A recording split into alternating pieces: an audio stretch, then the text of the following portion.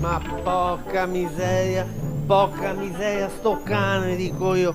Ma guarda qua, ma guarda che roba, guarda. Ma dico io, ma mi scusi, ma con tutte le otturazioni che fa sto dentista, l'unico da tappare lo lascia così in giro per il giardino? Oh, guardi qua che roba! Hai visto qua? Il presidente della Triestina Calcio, per superare la crisi di presenza del pubblico, decide di stampare una foto degli spettatori e metterla sugli spalti. Bravo, bene.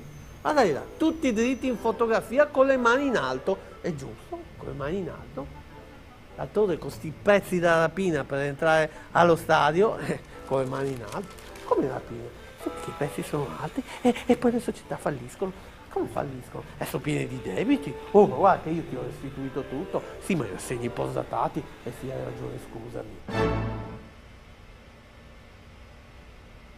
Che poi anche sti poveri calciatori, oddio poveri, beh, però se ci pensa, con tutte queste partite da giocare un giorno sì uno no, con sti menischi che saltano come fossero farfalle, oh guarda che fossi un giocatore, sciopererei anch'io, sciopererei anch'io.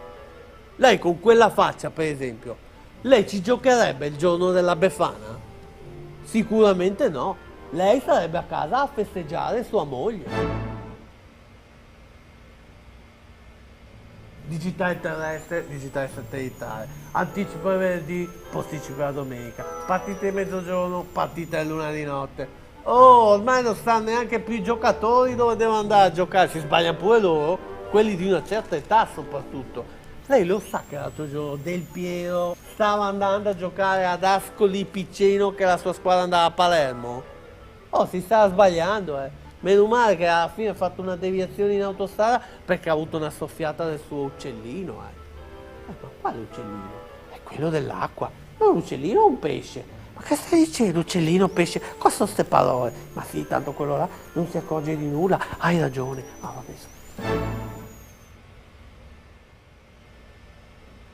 Ma insomma, ma alla fine, ma la veda un po' positivamente anche lei con sto calcio, perché ci pensi bene, se non ci fosse il calcio, chi ci libera dai pensieri cupi della vita, chi ci libera dalle mogli la domenica, chi ci libera dalle zecche? Signor Zecchini? Sì, arrivo! Vado perché il dentista mi deve fare un ponte qua giù, qua giù che non ci si arriva e ci si arriva.